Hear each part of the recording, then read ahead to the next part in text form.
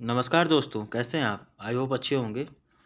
आज से स्टार्ट करने जा रहे हैं घटना चक्र एमसीक्यू सीरीज, जिसमें हम करेंगे टॉपिक भारतीय संविधान।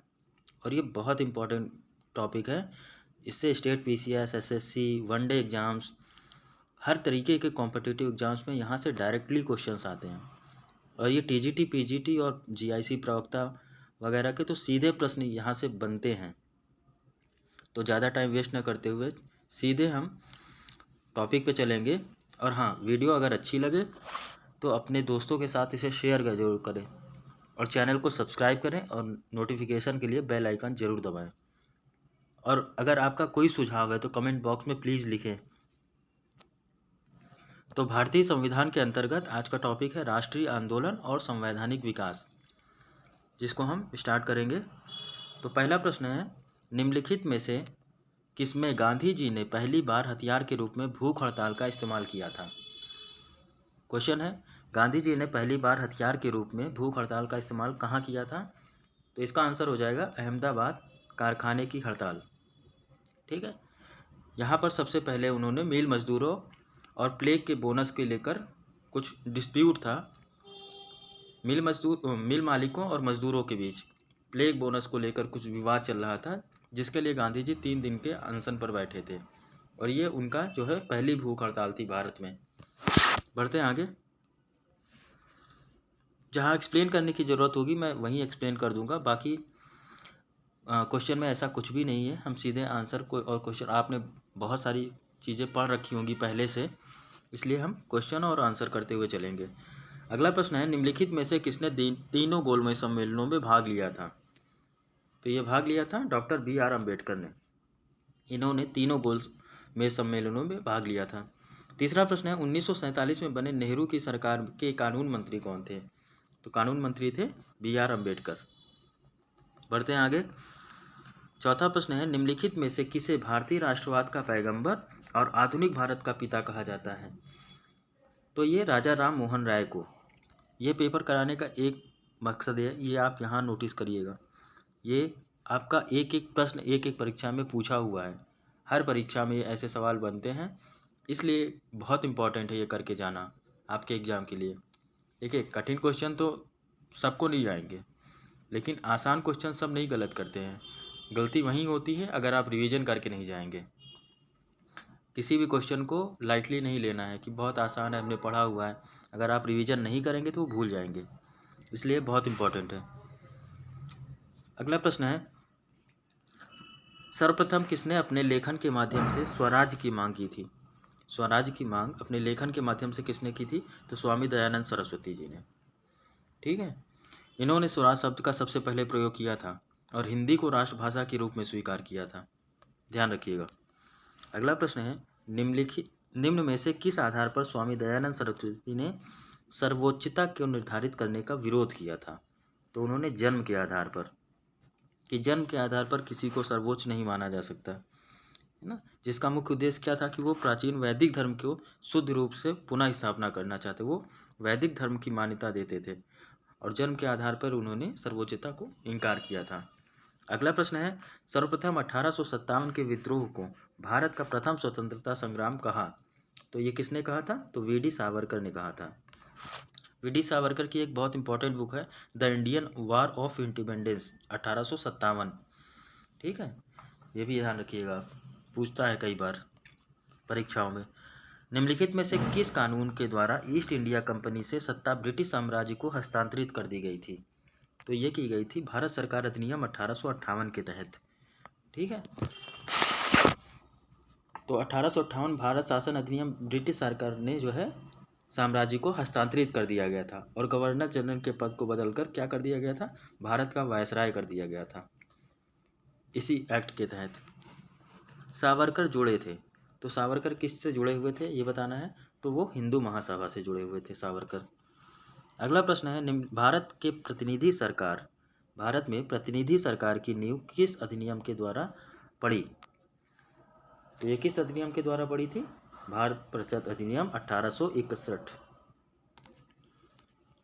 अगला प्रश्न है, जब वर्नाकुलर प्रेस एक्ट पारित किया गया तब भारत का गवर्नर जनरल कौन था? तो तब भारत के गवर्नर जनरल कौन थे? तो लाल लिटिन। और हटाया कब गया था? तो ये रिपन के काल में हटा दिया गया था। ठीक है, वर्नाकुलर प्रेस एक्ट को रद्द किया गया था लॉर्ड रिपन के टाइम पे 1882 में। ठीक है, और ये 1858 में लाया गया था, लिटन के द्वारा लाया गया था 1878 में, और 5 साल बाद जो है 1882 में इसे हटा दिया गया लॉर्ड रिपन द्वारा। तो ये आप ध्यान रखिएगा, प्रश्न कहीं से भी पूछ सकता है, कैसे भी बना सकता है। आपका कभी ऑप्शन से प्रश्न बना देगा, ठीक है, और कभी तो वो डायरेक्टली ही क्वेश्चन ही उठा के डायरेक्ट पूछ लेता है, तो इसलिए रिवीजन करना इंपॉर्टेंट है। अगला प्रश्न है, किस काल में भारतीय राष्ट्रवाद का बीजांकुरण काल कहा जाता है? यानी कि भारतीय राष्ट्रवाद का अंकुरण कब हुआ था, ये किसके काल में हुआ था, ये हमें बताना है। तो 12वें का आंसर हो जाएगा हमारा लॉर्ड लिटन के काल में ही राष्ट्रवाद का जन्म हुआ था। अगला प्रश्न है, भारत के गवर्नर जनरल के पद की व्यवस्था का प्राविधान सर्वप्रथम किया गया। तो भारत के गवर्नर जनरल के पद का प्रावधान किस एक्ट के द्वारा किया गया, ये हमें बताना है। तो वो एक्ट था चार्टर एक्ट 1833। ठीक, और ये लेटेस्ट में पूछा हुआ क्वेश्चन है। बढ़ते हैं आगे। सूची 1 को सूची 2 से सुमेलित करना है, बताना है कि ये कौन से नारे जो है किस नेता ने दिए हैं। तो वेदों की ओर लौटो, तो ये दयानंद सरस्वती जी का है। एक सेकेंड, वेदों की ओर लौटो दयानंद सरस्वती, दिल्ली चलो सुभाष चंद्र बोस, और करो या मरो, तो ये बहुत फेमस कथन है महात्मा गांधी जी का, और इनकलाब जिंदाबाद भगत सिंह का। तो ए का 2, बी का 1, सी का 4 और डी का 3। ठीक, इस तरीके से हमारा आंसर हो जाएगा 2, 1, 4, 3, है ना। ऑप्शन नंबर बी हमारा सही है। देखिए कितनी परीक्षाओं में 2012, 2009, 2020, है ना। अगला प्रश्न है, भारतीय राष्ट्रीय कांग्रेस का निर्वाचित प्रथम यूरोपीय अध्यक्ष कौन था? तो प्रथम यूरोपीय अध्यक्ष था जॉर्ज यूल। ठीक है, और इसने जो है चौथा जो राष्ट्रीय कांग्रेस का सम्मेलन था वहाँ भाग लिया था प्रयागराज में, आज के प्रयागराज में, उस समय इलाहाबाद में। ठीक, अगला प्रश्न है, भारतीय राष्ट्रीय कांग्रेस के नरमपंथियों का विश्वास था। तो क्या विश्वास था? कि शांतिपूर्ण संवैधानिक तरीके में, वो चाहते थे कि सारी चीज़ें शांतिपूर्ण तरीके से हों और संवैधानिक तरीके से अपनी मांगों को रखा जाए, ये नरमपंथियों का मानना था। अगला प्रश्न है, भारत को औपनिवेशिक स्टेट दिए जाने की मांग किसने की थी? औपनिवेशिक स्टेट, तो दादा भाई नौरोजी ने। अगला प्रश्न है, निम्नलिखित में से कौन सा एक वक्तव्य जो है बाल गंगाधर तिलक से संबंधित नहीं है, ये हमें बताना है। तो वह नरमपंथियों के उद्देश्य एवं तरीकों से प्रसन्न थे, ये बिल्कुल गलत हो जाएगा। ठीक है, तो आंसर ही यही सही है, लेकिन ये बिल्कुल गलत कथन है, क्योंकि बाल गंगाधर तिलक तो जो है गर्म पंथ थे, ठीक है, नरमपंथी तो थे नहीं, इसलिए कथन ही गलत है। उग्रवादी, है ना, उदारवादी और उग्रवादी दो तरीके के नेता थे, तो उग्रवादी में हमारे आते थे बाल गंगाधर तिलक। अगला प्रश्न है, निम्नलिखित उदारवादी नेताओं में से किसे जो है चांदी की वाणी वाला वक्ता कहा गया है, कि उनकी वाणी जो है वो चांदी की थी? तो गोपाल कृष्ण गोखले को। ठीक है, गोखले का जो है बहुत इस कला में भाषण देने में बहुत निपुण थे, और ब्रिटिश रूढ़िवादी विचारक एडमंड बर्ग से प्राप्त किया था उन्होंने ये कला, ये भी ध्यान रखिएगा, उन्होंने उन्हीं से सीखी थी, एडमंड बर्ग से। और उनकी गोखले के ने जो है बर्ग की पुस्तक है एक, reflections of the French revolution, उसको बिल्कुल जो है याद कर लिया था। तो अगला प्रश्न पे चलते हैं। अगला प्रश्न हमारा है, अगला प्रश्न है, गांधी जी द्वारा किसको अपना राजनीतिक गुरु माना गया था? तो गुरु मानते थे वो गांधी जी गोपाल कृष्ण गोखले को ही अपना गुरु मानते थे। ठीक, गोपाल कृष्ण गोखले किस वर्ष अखिल भारतीय कांग्रेस समिति के अध्यक्ष बने? तो ये बने 1905 में। अगला प्रश्न है, स्वदेशी आंदोलन प्रारंभ किया गया था, ठीक है, तो कब किया गया था, किसके बाद, किस घटना के बाद स्टार्ट हुआ, तो ये बताना है। तो स्वदेशी आंदोलन स्टार्ट हुआ 1905 में बंगाल विभाजन के विरोध में। ठीक है, बढ़ते हैं अगले प्रश्न की तरफ। 23वां नंबर प्रश्न है, निम्नलिखित में से कौन सा युग्म सही सुमेलित नहीं है, ये बताना है हमको। तो खुदीराम बोस, जॉर्ज किंग्सबोर्ड, ये सही है। वरिंद्र कुमार घोष, ये ढाका षड्यंत्र अभियोग से संबंधित नहीं है, तो ये हमारा गलत है। तारकनाथ दास, हिंदुस्तान एसोसिएशन ऑफ अमेरिका, बिल्कुल सही। लाला हरदयाल, युगांतर सर्कुलर, तो ये हमारे बिल्कुल सही हैं। और जो है ढाका षड्यंत्र से जो है संबंधित नहीं थे वरिंद्र कुमार घोष। और वरिंद्र कुमार घोष जो है 1907 में क्रांतिकारी गतिविधियों के लिए मणिक तल्ला पार्टी का गठन किया था उन्होंने, ठीक है, मणिक तल्ला, ध्यान रखिएगा। अगला प्रश्न है, बंगाल विभाजन के समय कौन सा आंदोलन प्रारंभ किया गया था? तो बंगाल विभाजन के समय कौन सा आंदोलन हुआ? स्वदेशी, 1905 में। बंगाल विभाजन का वास्तविक उद्देश्य क्या था, ये हमको बताना है। तो उसका वास्तविक उद्देश्य क्या था कि बंगाल में बढ़ती हुई राष्ट्रीयता की भावना को रोकना, ये मुख्य उद्देश्य था। सन 1909 के एक्ट को दूसरे किस नाम से जाना जाता है? तो 1909 एक्ट को और क्या जानते हैं? तो मार्ले मिंटो सुधार, ये 1909 में आया था, ठीक है। अगला प्रश्न है, बंगाल विभाजन कब रद्द किया गया? तो ये किया गया 1911 में। ऑप्शन नंबर सी इसका सही आंसर हो जाएगा, ऑप्शन नंबर सी। निम्नलिखित में से कौन होम रूल आंदोलन से संबंधित था? तो होम रूल आंदोलन से संबंधित थे लोकमान्य तिलक, यानी बाल गंगाधर तिलक।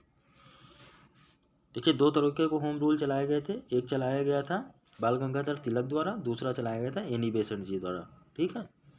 और तिलक ने जो अपना होम रूल चलाया था वो 1916 में चलाया था, अप्रैल 1916 में, ठीक है।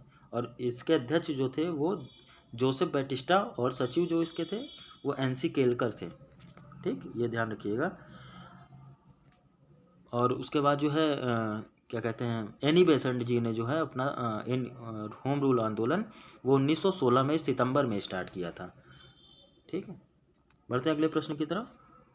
होम रूल का मुख्य उद्देश्य क्या था? होम रूल आंदोलन का मुख्य उद्देश्य हमें बताना है। तो ये भारत के लिए स्वशासन, ये उसका मुख्य उद्देश्य था, भारत के लिए स्वशासन। अगला प्रश्न है, भारतीय राष्ट्रीय कांग्रेस की पहली महिला अध्यक्ष कौन थी? तो वो थी श्रीमती एनी बेसेंट, ये पहली महिला अध्यक्ष थी। अगला प्रश्न है, भारतीय राष्ट्रीय कांग्रेस के प्रथम अधिवेशन की अध्यक्षता किसने की? तो वो की थी WC बनर्जी ने, ठीक। अगला प्रश्न है 31वां नंबर 32। हाँ, भारत में महात्मा गांधी को जन आंदोलन का प्रथम अनुभव हुआ, तो ये कब हुआ? वो हुआ था चंपारण में 1917 में, ठीक है, जब उन्होंने जो चंपारण के किसानों को 1 बीघा जमीन के लिए 3/20वें भाग पर नील की खेती हेतु अंग्रेजों को बाध्य कर दिया था। अगला प्रश्न पे चलते हैं, निम्नलिखित में से किस एक अधिनियम में सिख, यूरोपियन और भारतीय कृषकों के लिए सांप्रदायिक निर्वाचन शामिल है? इसमें से कौन से एक्ट के तहत सिख, यूरोपियन और भारतीय क्रिश्चियनों के लिए सांप्रदायिक निर्वाचन शामिल है?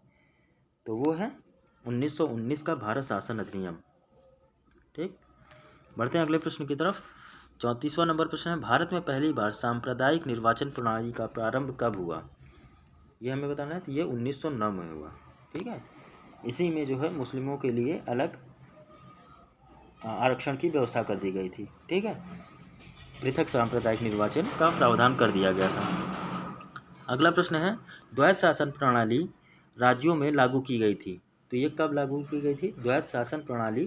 तो ये 1919 के अधिनियम द्वारा, ठीक।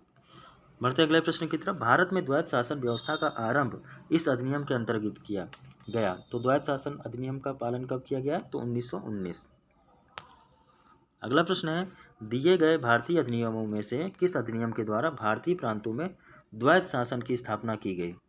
तो ये की गई थी 1919। देख रहे हैं आप कितनी बार किस तरीके से वो क्वेश्चन बना रहे हैं। आप लगातार 3 क्वेश्चन, इसलिए मैंने हटाया नहीं क्वेश्चन को, ताकि आप इस चीज़ को एनालाइज करें कि क्वेश्चंस रिपीट होते हैं। मेरा फोकस बार बार इस पे कर रहा हूँ कि TGT PGT वगैरह में और हर एग्जाम में क्वेश्चंस हमेशा प्रीवियस ईयर के क्वेश्चन से बनते ही बनते हैं। अब इसमें देखिए पूछा गया भारत में द्वैध शासन की स्थापना भारत किस अधिनियम के द्वारा की गई थी, ठीक है। इससे पहले क्या पूछा गया? डायरेक्ट पूछा द्वैध शासन व्यवस्था का आरंभ किस अधिनियम के अंतर्गत किया गया। फिर द्वैध शासन प्रणाली राज्यों में कब लागू की गई, सांप्रदायिक निर्वाचन प्रणाली कब लागू की गई, इसलिए बहुत इंपॉर्टेंट है। अगला प्रश्न है, भारत सरकार अधिनियम 1919 में निम्न में से किस पर आधारित है? तो बताना किस पर आधारित है? तो ये है मॉन्टेग्यू चेम्सफोर्ड रिपोर्ट के आधार पर।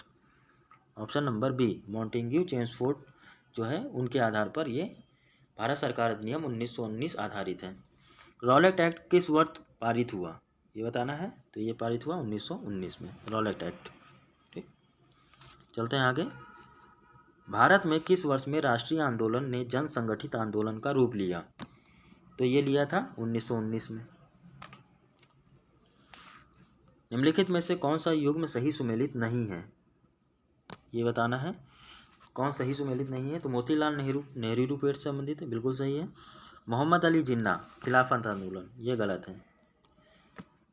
महात्मा गांधी चंपारण से संबंधित है। सुभाष चंद्र बोस फॉरवर्ड ब्लॉक से। ठीक है, तो इसमें जिन्ना हमारे खिलाफत आंदोलन से संबंधित नहीं है। ऑप्शन नंबर बी इसका करेक्ट आंसर हो जाएगा। अगला प्रश्न है, खिलाफत आंदोलन का प्राथमिक उद्देश्य क्या था? तो इनका प्राथमिक उद्देश्य क्या था? तो तुर्की के खलीफा को समर्थन प्रदान करना, ये चाहते थे। खिलाफत आंदोलन का मुख्य उद्देश्य यही था। बढ़ते हैं अगले प्रश्न की तरफ। निम्न में से कौन सही सुमेलित नहीं है, ये बताना है। तो मोतीलाल नेहरू रिपोर्ट, देखिए एग्जैक्ट सेम क्वेश्चन उसने रिपीट किया है। जिन्ना खिलाफत आंदोलन से संबंधित नहीं थे, गांधी जी चंपारण से संबंधित थे, सुभाष चंद्र बोस फॉरवर्ड ब्लॉक से। तो ऑप्शन नंबर बी हमारा करेक्ट आंसर हो जाएगा। 2008 में भी पूछा और इससे पहले 2021 में भी पूछा। तो आप देख लीजिए कैसे रिपीट हो रहे हैं क्वेश्चंस, इसलिए करके जाइएगा। अगला प्रश्न है, 1919 के जलियांवाला बाग की जांच के लिए जो समिति गठित की गई थी वह जानी जाती है, तो किस लिए जानी जाती है या किस नाम से? तो हंटर समिति बनाई गई थी जलियांवाला बाग की जांच के लिए, हंटर कमेटी। ठीक, अगला प्रश्न है, असहयोग आंदोलन की निम्नलिखित प्रमुख विशेषताएं थी। तो कौन सी विशेषताएं थी, ये बताना है। पहला क्या है, नामित पदों से त्यागपत्र देना, विधायिका का बहिष्कार, न्यायालयों का बहिष्कार, और चौथा है सरकार के बकाया करों का भुगतान। इसमें कौन कौन सी विशेषताएं थी जो असहयोग आंदोलन में शामिल थी? तो नामित पदों से त्यागपत्र देना भी था, विधायिका का बहिष्कार भी था और न्यायालयों का बहिष्कार था। लेकिन सरकार के बकाया करों का भुगतान ये उसमें शामिल नहीं था असहयोग आंदोलन में। तो 1, 2, 3 यानी कि ऑप्शन नंबर बी इसका करेक्ट आंसर हो जाएगा, 1, 2, 3। बढ़ते हैं अगले प्रश्न की तरफ। असहयोग आंदोलन के एजेंडे में निम्नलिखित कार्यक्रमों में से क्या सम्मिलित नहीं था? ठीक, तो इसका आंसर हो जाएगा हमारा ऑप्शन नंबर सी, कानूनों की अवमानना। ये हमारा उसमें शामिल नहीं था। विदेशी वस्तुओं का बहिष्कार था, अदालतों का बहिष्कार था और 1919 के अधिनियम के अंतर्गत चुनावों का बहिष्कार भी था। तो ऑप्शन नंबर सी उसमें शामिल नहीं था कि कानूनों की अवमानना। अगला प्रश्न है, फरवरी 1922 में असहयोग आंदोलन के अचानक स्थगित किए जाने पर निम्नलिखित में से किसने यह कथन कहा था या टिप्पणी दी थी कि जब जन उत्साह अपनी चरम सीमा पर पहुंच रहा था उस समय वापसी का आदेश देना एक राष्ट्रीय आपदा से कुछ भी कम नहीं था। यह स्टेटमेंट था सुभाष चंद्र बोस का। अगले क्वेश्चन पे चलते हैं। महात्मा गांधी द्वारा असहयोग आंदोलन को अंततः वापस लिया गया, तो कारण क्या था? कारण था चौरी चौरा में हिंसक वारदात होना। ठीक, इसलिए असहयोग आंदोलन वापस लिया गया था। चौरी चौरा घटना कब हुई थी? 4 फरवरी 22 को। ठीक, 4 फरवरी 22 को घटित हुई, मतलब घटना हुई थी ये। अगला प्रश्न है, स्वराज दल की स्थापना का मुख्य मुद्दा क्या था? तो स्वराज दल की स्थापना का मुख्य मुद्दा था काउंसिल में प्रवेश। देखिए, जब चौरी चौरा कांड ये जब हुआ, महात्मा गांधी ने फरवरी 1922 में वापस ले लिया सहयोग आंदोलन, तब CR दास मोतीलाल नेहरू ने जो है औपनिवेशिक सत्ता का विरोध जारी रखने के लिए एक नई रणनीति बनाई थी और उनका सुझाव ये था कि राष्ट्रीय आंदोलनकारी लेजिस्लेटिव काउंसिल का बहिष्कार बंद करें और इन सारी काउंसिलों को जो है वो सदस्य बनकर पाखंडी संसद का पर्दाफाश कर दें। इसी उद्देश्य से CR दास और मोतीलाल नेहरू ने 1923 में एक नई पार्टी गठित की थी जिसका नाम क्या था? स्वराज पार्टी। ठीक है, अगला प्रश्न है, निम्नलिखित में से कौन स्वराज पार्टी से संबंधित था? तो इसमें कौन संबंधित था ये बताना है। तो MS जयकर, ये उससे संबंधित थे स्वराज पार्टी से। अगला प्रश्न है, महात्मा गांधी कब भारतीय राष्ट्रीय कांग्रेस के अध्यक्ष बने? तो महात्मा गांधी जी कब बने थे? तो 1924 में।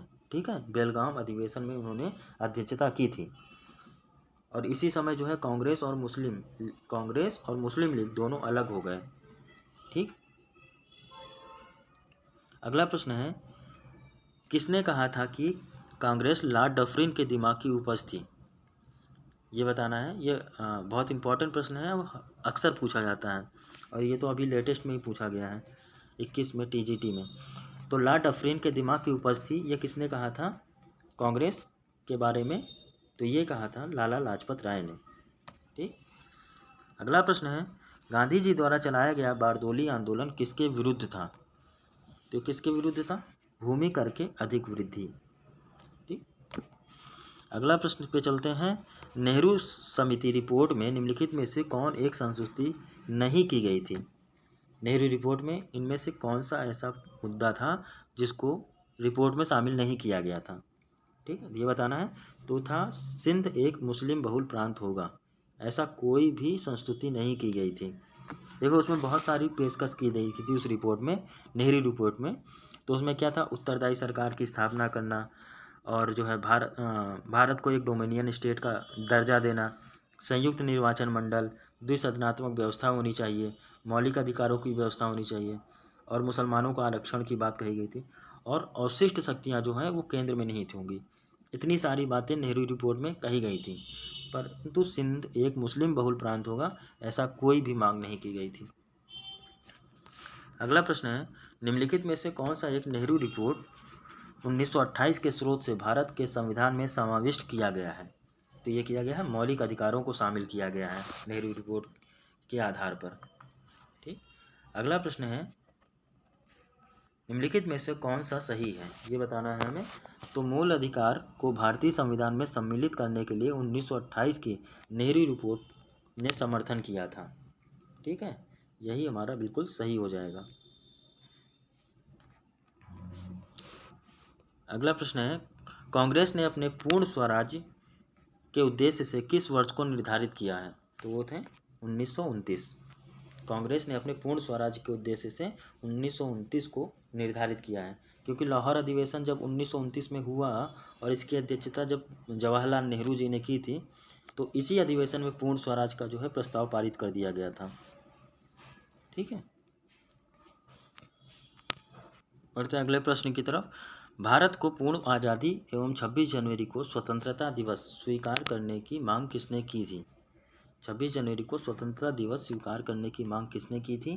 तो ये की थी जवाहरलाल नेहरू जी ने। ठीक है, अगले प्रश्न पे चलते हैं। निम्नलिखित को उसके कालक्रम के हिसाब से व्यवस्थित करना है कि कौन सी घटना पहले हुई। क्रोनोलॉजी लगानी है, तो क्रोनोलॉजी से भी खूब प्रश्न पूछते हैं, तो ध्यान रखिएगा। तो नेहरू रिपोर्ट कब हुई थी? तो 1928 में। ठीक है, 28 में हुई नेहरू रिपोर्ट।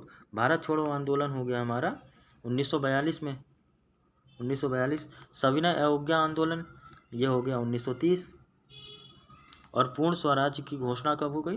तो ये हो गई 1929। ठीक, तो पहले नेहरू रिपोर्ट, फिर पूर्ण स्वतंत्रता की घोषणा, फिर सविनय अवज्ञा आंदोलन और फिर भारत छोड़ो आंदोलन। तो क्या हो जाएगा? 1, 4 और 3, 2। 1, 4, 3, 2 ऑप्शन नंबर सी इसका हमारा करेक्ट आंसर हो जाएगा। पूना समझौते पर हस्ताक्षरकर्ता कौन थे, ये बताना है। तो पूना समझौते, जो पूना पैक्ट हुआ था, उस पर साइन किसने किए थे? तो गांधी जी और अंबेडकर ने। ठीक, अगला प्रश्न है, किसने गांधी जी के नमक सत्याग्रह की तुलना नेपोलियन के पेरिस यात्रा से की थी? तो ये की थी सुभाष चंद्र बोस जी ने। ठीक है, इन्होंने ये कहा था कि जो भारत में गांधी जी द्वारा नमक सत्याग्रह चलाया गया नेपोलियन के पेरिस यात्रा के समान थी। ठीक, उससे उन्होंने इसकी तुलना की थी। अगला प्रश्न है, भारत में एक पृथक स्वतंत्र मुस्लिम राज्य के विचार को सर्वप्रथम किसने प्रस्तुत किया? तो ये किया था मोहम्मद इकबाल ने सबसे पहले। कि 1930 में जब मुस्लिम लीग का अधिवेशन हुआ था इलाहाबाद में, तो उसके अध्यक्षीय भाषण में कहा था मोहम्मद इकबाल ने, सबसे पहले मुस्लिम राज्य का प्रस्ताव वहीं रखा गया था। और भारतीय मुसलमानों के लिए पाकिस्तान शब्द का प्रयोग किसने किया था? तो रहमत अली ने किया था। रहमत अली ने किया था पाकिस्तान शब्द का सबसे पहले प्रयोग। ठीक, बढ़ते हैं अगले प्रश्न की तरफ। सविनय अवज्ञा आंदोलन के अनंतरन गढ़वाल पलटन के जवानों ने जिस स्थान पर प्रदर्शनकारियों पर गोली चलाने से इनकार कर दिया गया था, वो स्थान बताना है। तो वो है पेशावर। ठीक, पेशावर में उन्होंने इनकार कर दिया था। अगला प्रश्न है 1932 के सांप्रदायिक पंचाट एक सेकंड, हाँ, सांप्रदायिक पंचाट में निम्नलिखित में से किसका विरोध किया था, ये बताना है। तो वो किया था महात्मा गांधी जी ने। 1932 के जो सांप्रदायिक पंचाट जारी किया गया था उसका विरोध किया था गांधी जी ने, जिसको कम्युनल अवार्ड है ना। महात्मा गांधी के अनुसार अहिंसा है, तो अहिंसा क्या है महात्मा गांधी जी के अनुसार, बताइए। तो वो 3 प्रकार की अहिंसा है। अब क्या है, क्या अहिंसा का अर्थ है कि हिंसा न करना, ठीक। तो महात्मा गांधी जी के अनुसार अहिंसा 3 प्रकार की होती है। पहली क्या है, मनसा, यानी अर्थात मन में क्या किसी के बारे में अगर आपने अहित सोच लिया है, ठीक है। दूसरा क्या है कि किसी के लिए अगर आपने बुरा बोल दिया है। और तीसरा क्या है, आपने कर्म किया है उसको आहत करने का। तो ये 3 प्रकार की अहिंसा का वर्णन करते हैं महात्मा गांधी जी। बढ़ते हैं अगले प्रश्न की तरफ। निम्नलिखित में से कौन सा एक गांधी जी के स्वराज की अवधारणा है, तो वो है स्वशासन, यही उनकी अवधारणा है स्वराज की। अगला प्रश्न है सही विकल्प पहचानिए। तो गांधी और नेहरू के विचारों में भिन्नता थी, किंतु वे जिस अवधारणा को स्वीकार करते थे वह थी कौन सी, तो वह योजना थी हमारी पंथ निरपेक्ष समाज की आवश्यकता। ऑप्शन नंबर सी हमारा बिल्कुल सही आंसर हो जाएगा, ठीक। अगला प्रश्न है डॉक्टर अंबेडकर कितने गोलमेज सम्मेलन में सम्मिलित हुए, तो आपने कई बार किया, 3 गोलमेज सम्मेलन हुए थे और तीनों में उन्होंने भाग लिया था।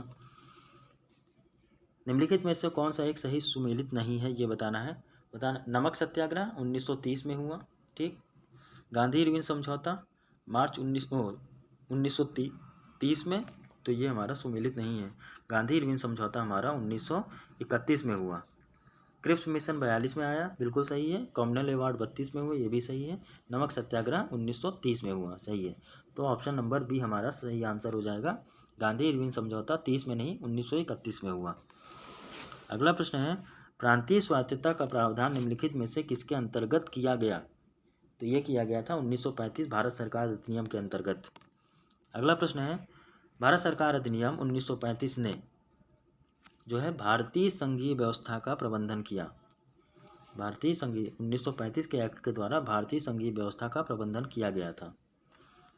बढ़ते हैं अगले प्रश्न की तरफ। भारत सरकार अधिनियम 1935 ने निम्नलिखित में से क्या व्यवस्था की गई, फिर से वही क्वेश्चन है। तो अखिल भारतीय संघीय व्यवस्था का प्रबंधन किया गया।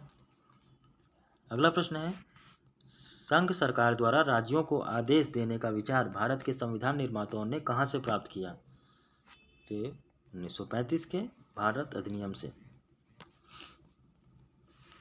अंबेडकर ने स्वतंत्र मजदूर दल की स्थापना किस वर्ष में की, तो ये उन्होंने की थी 1936 में, अंबेडकर जी ने, ठीक है।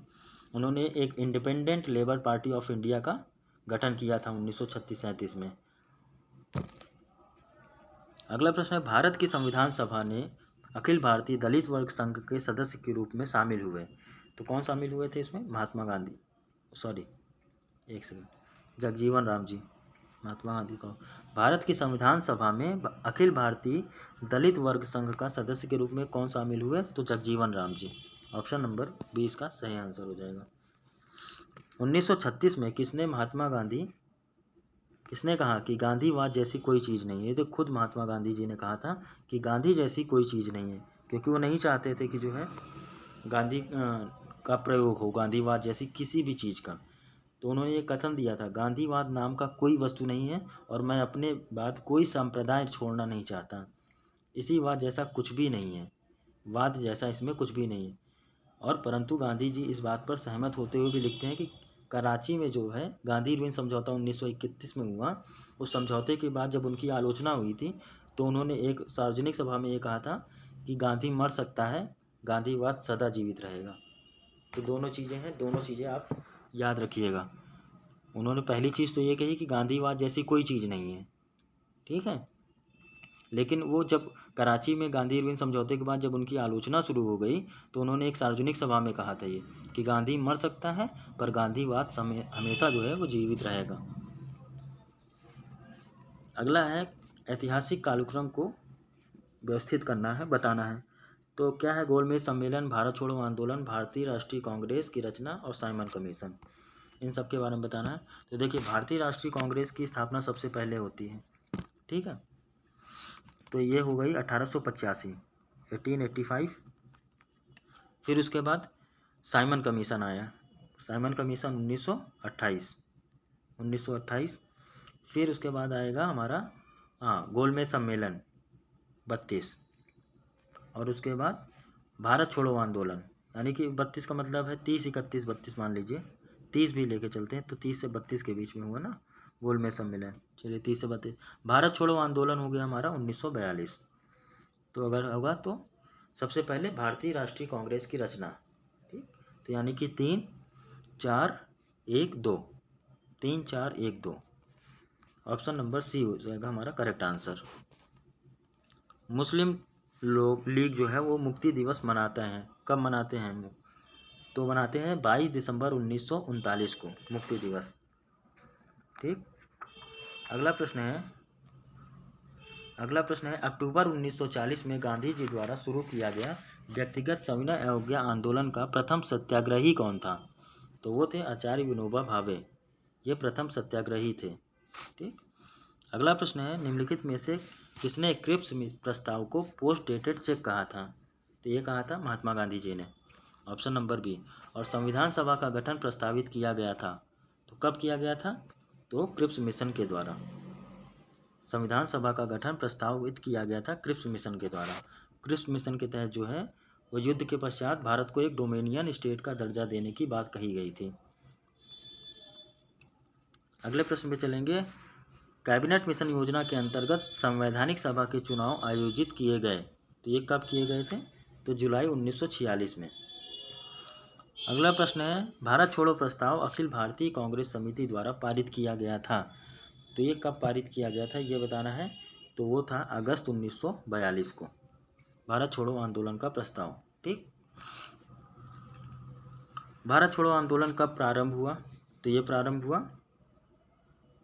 बताइए डेट, एग्जैक्ट डेट बतानी है हमें। तो ये 1 सेकेंड, यही क्वेश्चन है, हाँ ये कर लिया। भारत छोड़ो आंदोलन, भारत छोड़ो प्रस्ताव अखिल भारतीय कांग्रेस द्वारा कब पारित किया गया? तो ये हो गया अगस्त 1942। अगला प्रश्न है भारत छोड़ो आंदोलन कब प्रारंभ हुआ? ओके, तो भारत छोड़ो आंदोलन प्रारंभ हुआ, इसमें तो कोई डेट ही नहीं है वैसे, 7 अगस्त 1942। ओके, एग्जैक्ट नहीं है, लेकिन ऑप्शन नंबर डी भी तो दिया है, उपरोक्त में से कोई सही नहीं है। यानी भारत छोड़ो आंदोलन प्रारंभ हुआ 7 अगस्त 1942 को, ठीक। और 8 अगस्त 1942 प्रस्ताव ये स्वीकार कर लिया गया था, ठीक है। देखिए इसमें 3 डेट्स हैं, ये आप याद रखिएगा। पहले क्या है कि 7 अगस्त 1942 को, 7 अगस्त को, बात 42 की हो रही तो ये ध्यान रखिएगा 1942, ठीक। तो 7 अगस्त को ग्वालियर टैंक में अखिल भारतीय कांग्रेस समिति की बैठक होती है, ठीक। उसके बाद क्या हुआ कि 8 अगस्त को ये प्रस्ताव जो है वो स्वीकार कर लिया गया।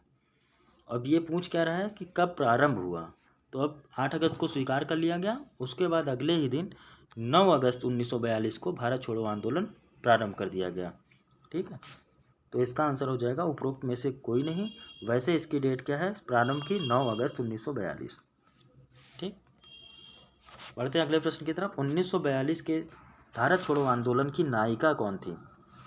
तो उनकी नायिका थी अरुणा आसिफ अली, ठीक। अगला प्रश्न है अपने किस अधिवेशन में मुस्लिम लीग ने यह नारा दिया कि विभाजन करो या यहाँ से जाओ? ये स्टेटमेंट किस कब दिया गया? तो कराची 1943 के अधिवेशन में यह कहा गया था कि विभाजन करो या यहाँ से जाओ। और जो है कराची अधिवेशन में ही 23 मार्च 1943 को मुस्लिम लीग ने पाकिस्तान दिवस मनाने का जो है घोषणा कर दी थी।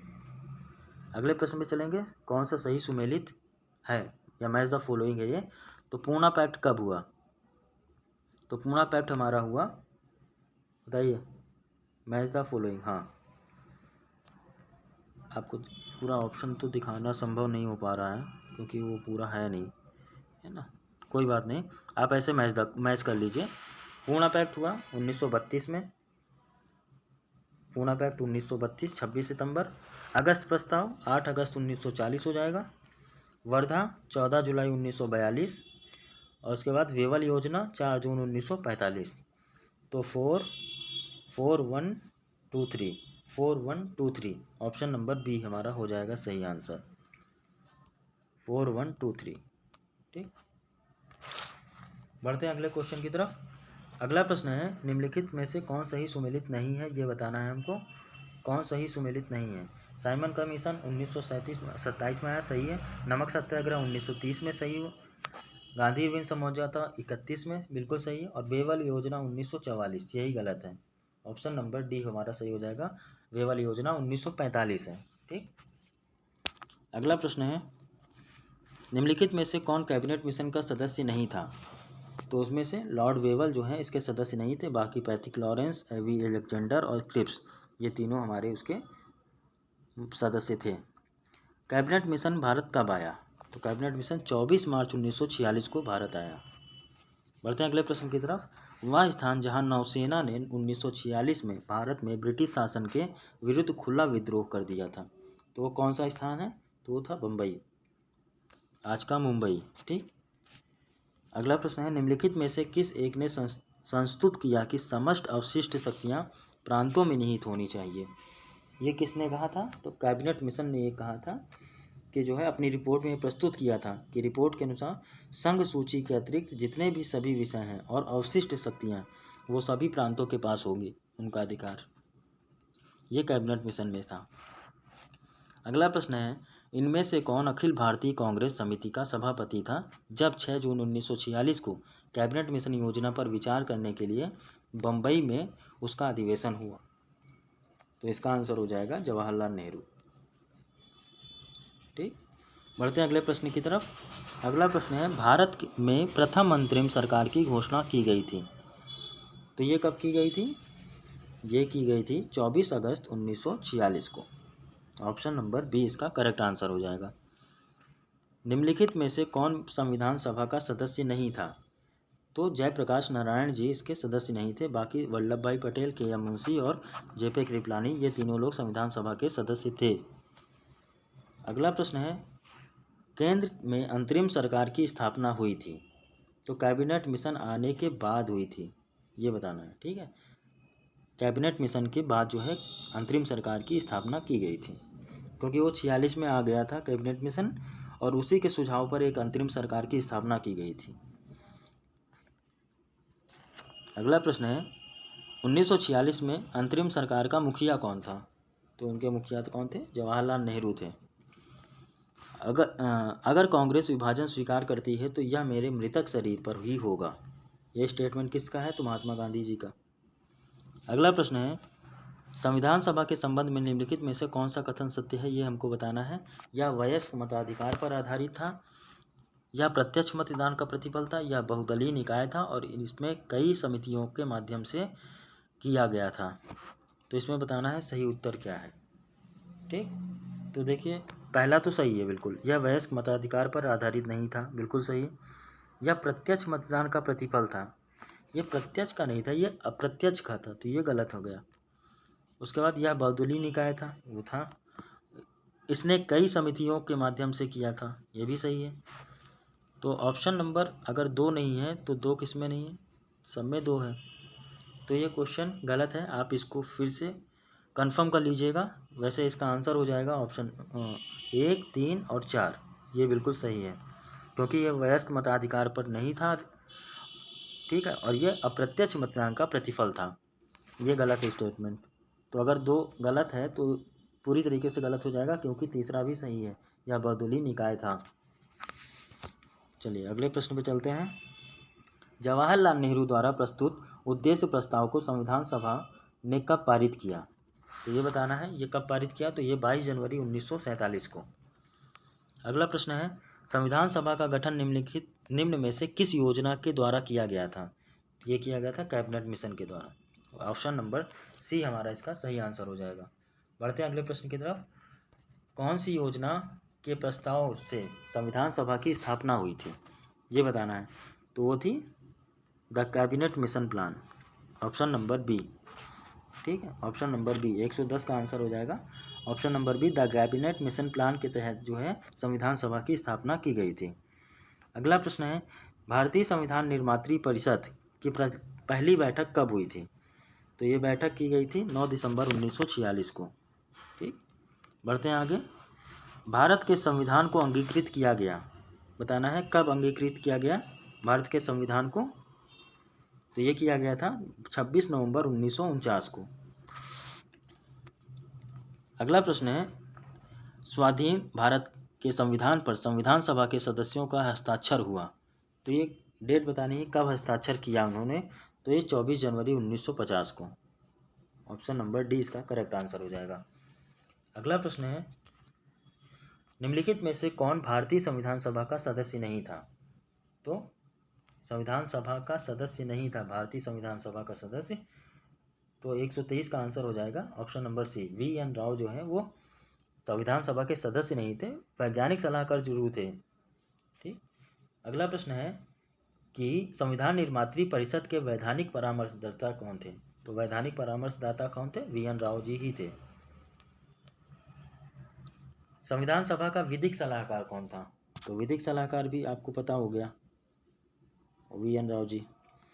अगला प्रश्न है, भारत की संविधान निर्मात्री सभा का कानूनी सलाहकार कौन था।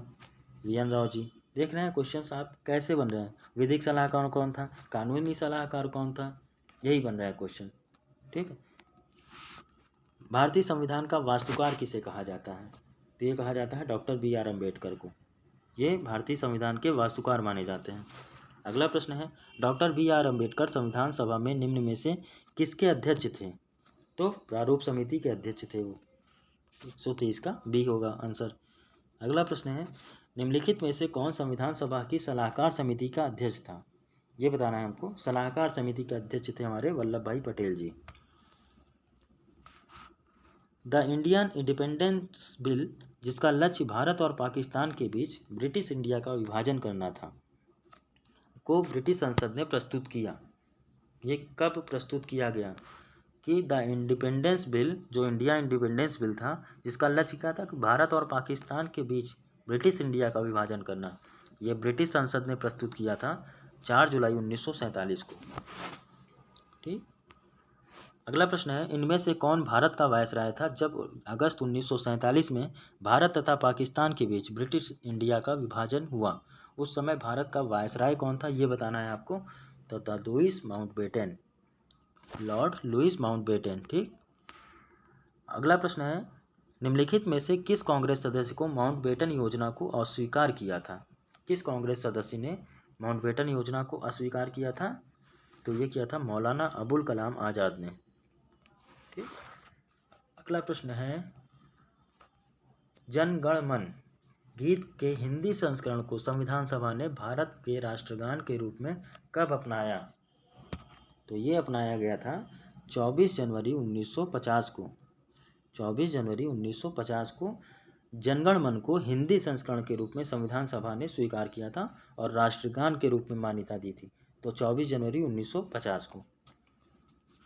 अगला प्रश्न है और आज का अंतिम प्रश्न यह है, यह किसने कहा था कि पूर्णतः वचनबद्ध नौकरशाही की वह सामाजिक परिवर्तन ला सकती है जो पंचवर्षीय योजनाओं और प्रगतिशील विधान में निहित है। फिर से पढ़िए कथन, यह कहा था कि पूर्णतया वचनबद्ध नौकरशाही ही वह सामाजिक परिवर्तन ला सकती है जो पंचवर्षीय योजनाओं और प्रगतिशील विधान में निहित है। तो ये कथन कहा था इंदिरा गांधी जी ने। ठीक है, आपातकाल के दौरान इंदिरा गांधी जी ने ये स्टेटमेंट दिया था। तो आज का सेशन यहीं समाप्त करते हैं। आज इस टॉपिक से आपके सारे प्रश्न जो हैं कवर हो गए हैं। इससे जो भी क्वेश्चन बनेंगे वो बड़ी आसानी से आप इसको हल कर सकते हैं। आई होप आपको वीडियो अच्छा लगा होगा। तो चैनल को सब्सक्राइब करें, ज़्यादा से ज़्यादा लोगों तक इसे शेयर करें और बेल आइकन दबाएं ताकि नई नोटिफिकेशन आपको मिल जाए। और इसका PDF मैं टेलीग्राम चैनल पर दे दूंगा, तो आप उसको प्रैक्टिस की तरह यूज कर सकते हैं। तो आज का वीडियो यहीं समाप्त करते हैं। Thank you so much.